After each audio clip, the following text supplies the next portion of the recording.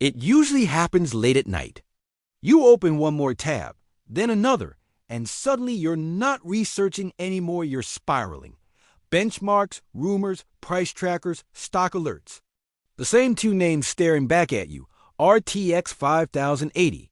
And whatever AMD's next higher tier is supposed to be, people call it RX 9080. Some say it's coming, some say it's vapor.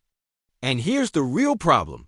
You don't want a GPU, you want relief. Relief from stutter, relief from settings anxiety, relief from feeling like your PC is always one upgrade away from being good enough. So let's make this sane. Not hype, not brand war. A real buy guide. First, you need to decide which pain you're solving. There are only 3 real reasons to spend high-end money. 1. You want stable 4K without your PC sounding like a vacuum. 2. You want 144 OP high refresh with clean frame times. 3. You create content and you're tired of waiting on timelines, exports, and preview playback. If you're not solving one of those, you're probably buying vibes. Now, the next question. Are you a buy now person or a wait forever person? Because the internet trains you to wait for the next thing. But waiting has a hidden cost. You keep living with the same problems, month after month, telling yourself the next launch will finally fix your setup. So here's the rule. If your current GPU is actively hurting your daily experience, stutters, crashes, having to drop settings below what you enjoy, then buy now is rational. If your PC runs fine and you're only upgrading because you feel behind, then wait is rational. Now let's talk about the comparison itself. RTX 5080 is a known product with known behavior. You can judge real availability, real drivers, real power draw, and real noise profiles.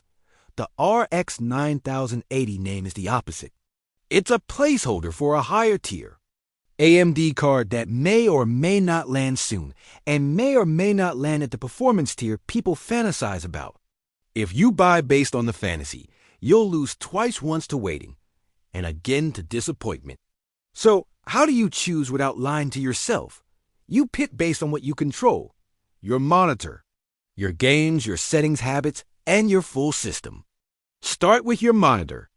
If you are on 144 OP, your best experience usually comes from stability, not chasing the top tier. If you are on 4K, you are paying for headroom and consistent feel. That's where high-end purchases make sense. Now your games? Write your top 5 games. Don't skip this. It's the most honest test. Are they esports titles where you want a locked high refresh? Are they heavy single-player games where you want pretty mode? Or are they mixed, where you want everything to be smooth without thinking? Now your settings habits. Be honest. Do you turn ray tracing on and keep it on? Or do you try it, say, cool, then turn it off because you prefer stable frames? If you keep ray tracing on, you are buying a specific kind of future-proofing, settings that stay playable when you push visuals. If you keep ray tracing off, you are buying raw performance and value. Now your system, because this is where people get embarrassed after spending big money. If your RAM is single stick, you will feel stutter. If your SSD is near full, you will feel hitching. If your case airflow is bad, your new GPU will run hot and loud.